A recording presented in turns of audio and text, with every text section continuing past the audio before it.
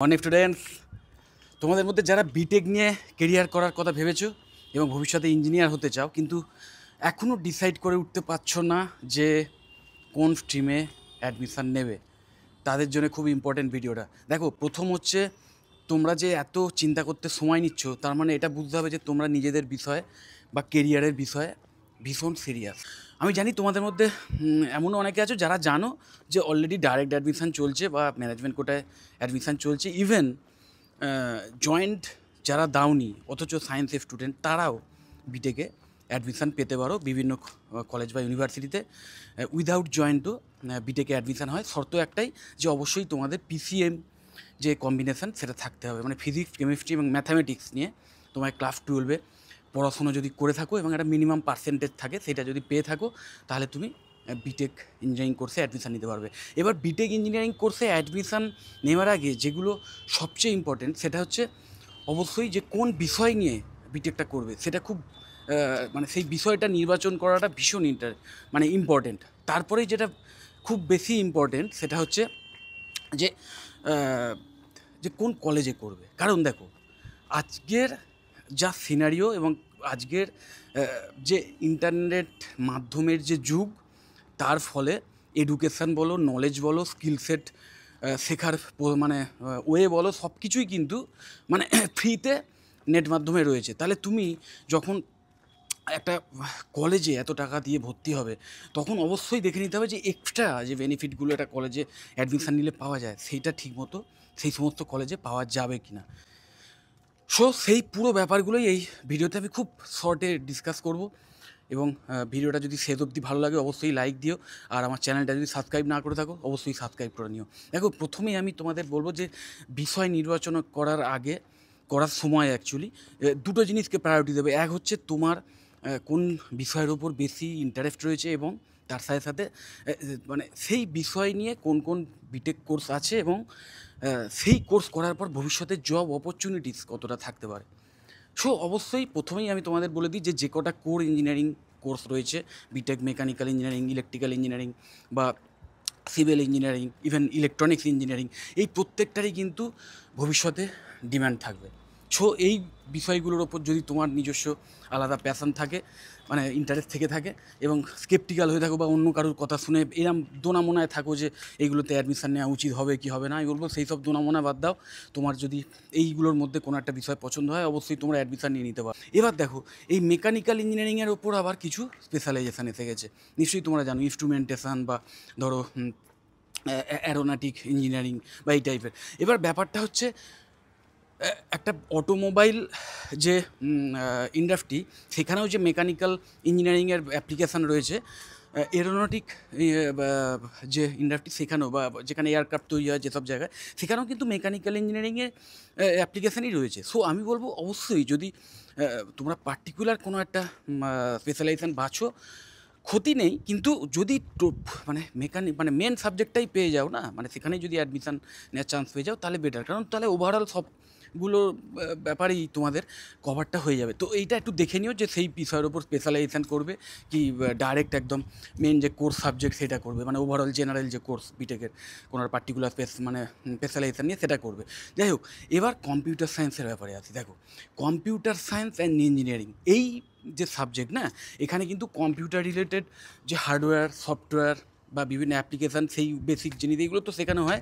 তার সাথে সাথে যেটা ভীষণ ইম্পর্টেন্ট, সেটা হচ্ছে কোডিং শেখানো হয়, এবং তার সাথে সাথে যে ডেটাবেস ম্যানেজমেন্ট সিস্টেম সেটা শেখানো হয়, এবং বিভিন্ন যে এআইয়ের যে টেকনিকগুলো আসছে, এআই সফটওয়্যার তৈরি করার যে বিভিন্ন লেটেস্ট যে প্রোগ্রামিং ল্যাঙ্গুয়েজের যে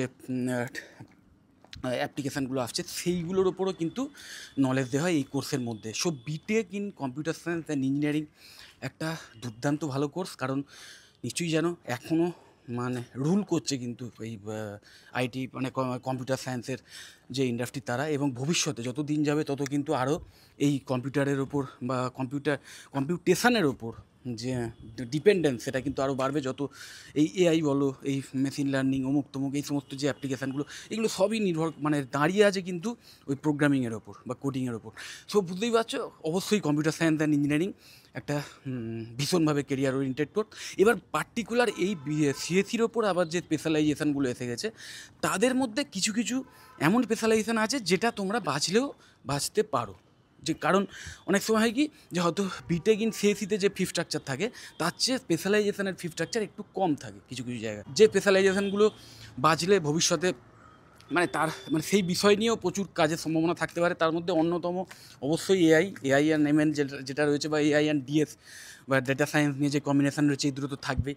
তার সাথে সাথে যে ক্লাউড কম্পিউটিং রয়েছে সেটা থাকবে, এবং সাইবার সিকিউরিটি। এইবার যেটা মেন বিষয় সেটা হচ্ছে যে কলেজটা কীভাবে নির্বাচন করবে। দেখো, আমি তোমাদের একটা কথা বলে দিই যে কম্পিউটার সায়েন্স অ্যান্ড ইঞ্জিনিয়ারিং এই কোর্সটা এমন একটা কোর্স যে কোর্সের মোটামুটি কিছু কিছু রোবটিক্স বা মেশিন লার্নিংয়ের কিছু ব্যাপার মানে যেখানে স্পেশালাইজেশন থাকে, এবং সেইখানে কিছু ধরো মানে কম্পিউটেশন টেকনোলজি বা বিভিন্ন সফটওয়্যারকে কাজে লাগিয়ে কী করে কোনো মেশিনকে কাজ করানো যায়, সেই মেশিনের অ্যাক্টিভিটি কীভাবে কন্ট্রোল করা যায়, সেই মানে এইরকম কিছু ব্যাপার ছাড়া, বা ধরো অটোমেশন টেকনোলজি, কিছু মেশিনের অ্যাপ্লিকেশান ছাড়া বাদ বাকি সব জিনিসগুলোই কিন্তু মোটামুটি বাড়িতেই তোমরা নিজেদের কম্পিউটার বা নিজেদের ল্যাপটপে তোমরা শিখে নিতে পারো, এবং ইভেন প্র্যাকটিসও করতে পারো। তো তার জন্য বিশাল কিছু ল্যাবের দরকার হয় না, জাস্ট নিজের কম্পিউটারে তুমি বাড়িতেও করতে পারো। কিন্তু ওই যেগুলো বললাম যেখানে মেশিনের অ্যাপ্লিকেশান রয়েছে সেইগুলো কিন্তু একটা ভালো ল্যাব ছাড়া সেইগুলো করতে পারবে না। তো আমি বলবো অবশ্যই যে যদি কম্পিউটার সায়েন্সের ওপরই তোমাদের কোর্স করতে হয়, সেক্ষেত্রে না কলেজ নির্বাচনের ক্ষেত্রে মেন প্রায়োরিটি রাখো যেখানে ফি স্ট্রাকচারটা একটু কম পাচ্ছ, সেটাই বুদ্ধিমানের হবে। অবশ্যই তার আগে তোমরা তো নিশ্চয়ই বুদ্ধিমান, নিশ্চয়ই জানো যে কোন কলেজগুলো ভ্যালিড আদৌ, সেটা তো দেখে নিতেই হবে যে সেটা ম্যাকআউট অ্যাফিলিয়েটেড কিনা বা অন্য কোনো ইউজিসি অ্যাপ্রুভ ইউনিভার্সিটি দ্বারা সেই মানে কলেজ বা ইউনিভার্সিটিতে অ্যাপ্রুভ কিনা ইউজিসি দ্বারা, এবং অবশ্যই এআইসিটি অ্যাপ্রুভাল যদি থাকে সেই কলেজে, তাহলে তো মানে সোনায় সোহাগা। এই ব্যাপারগুলো তো বেসিক দেখে নিতে হবে। তারপরেই যেগুলো দেখে নেবে ওই যেটা বললাম যে ফি স্ট্রাকচার, কম্পিউটার সায়েন্সের ক্ষেত্রে ফি স্ট্রাকচারটা যদি একটু নমিনাল থাকে সেটাই বেটার হবে। এবং তার সাথে সাথে এক্সট্রা যেটা যেটা অ্যাকচুয়ালি তোমরা মানে যতদিন না অ্যাডমিশান নেবে এবং নিজেরা ক্লাস করবে ততদিন বুঝতে পারবে না যে যেটার মধ্যে মেন হচ্ছে যে ফ্যাকাল্টিদের যে কোয়ালিটি, এই ফ্যাকাল্টি আদৌ কতটা ফ্রেন্ডলি স্টুডেন্টদের প্রতি, এবং কতটা ভালো পড়াতে পারেন, কতটা বোঝাতে পারেন, সেই ব্যাপারগুলো। এবং সেইটা আলটিমেটলি তুমি যতদিন না নিজে ক্লাস করবে ততদিন বুঝতে পারবে না। কারণ অনেক সময় হয় কি এক্স স্টুডেন্টরাও বায়াস থাকে, বা যে অনলাইন রিভিউগুলো থাকে সেখানেও বায়াসনেস থাকে, তো সেখান থেকে জেনুইন তথ্য খুঁজে পাওয়া মুশকিল। তারপরেই আমি যেটা বলবো যে যেটা দেখে নিতে পারো যে এই কলেজের প্লেসমেন্ট বা ট্রেনিংয়ের যে রেকর্ড, কিন্তু মনে রাখবে এখানেও কিন্তু প্রচুর ম্যানিপুলেশান থাকতে পারে, যেটা বরং দেখতে পারো যে সেই পার্টিকুলার কলেজের ফেসবুক পেজ বা তাদের ওয়েবসাইটে ট্রেনিং প্লেসমেন্টের যে অ্যাক্টিভিটি সেইগুলো আদৌ হয়েছে কিনা, এবং সেইগুলোর ছবি শুদ্ধ ডিটেলস কিছু দেওয়া আছে কিনা সেইগুলো দেখে নিতে পারো।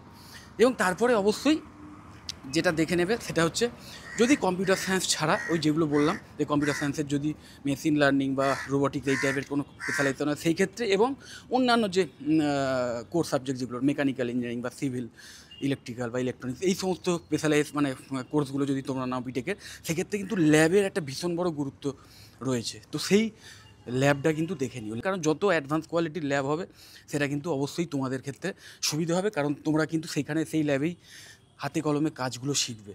কারণ একটা মেকানিক্যাল ইঞ্জিনিয়ার সে যতদিন না ওয়ার্কশপে গিয়ে বিভিন্ন মেশিনকে কীভাবে ইউজ করতে হয়, সেটাকে কীভাবে কাজে লাগাতে হয়, সেটা হাতে কলমে শিখবে, ততদিন কিন্তু তার প্র্যাকটিক্যালিটি বা প্র্যাকটিক্যাল নলেজটা আসবে না। মানে এটাও খেয়াল রাখবে যে যেখানে মোটামুটি এই সমস্ত ফেসিলিটিগুলো আছে, তার সাথে সাথে যে ফি স্ট্রাকচার, সেই ফি স্ট্রাকচারটা যথেষ্ট অ্যাফোর্ডেবল আছে।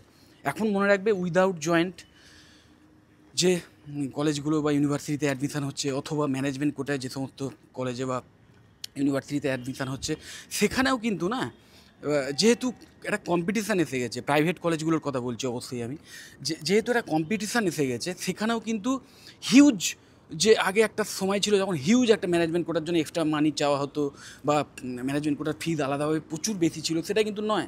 বেশ কিছু ভালো ভালো কলেজ আছে বা ইউনিভার্সিটি আছে যারা কিন্তু মানে যেখানে কিন্তু কাউন্সেলিংয়ের মারফত যে সমস্ত স্টুডেন্ট অ্যাডমিশান নেবে তাদের যে ফি স্ট্রাকচার আর ম্যানেজমেন্ট কোটার যে fee structure same, even same, হয়তো সামান্য একটু বেশি থাকলেও থাকতে পারে।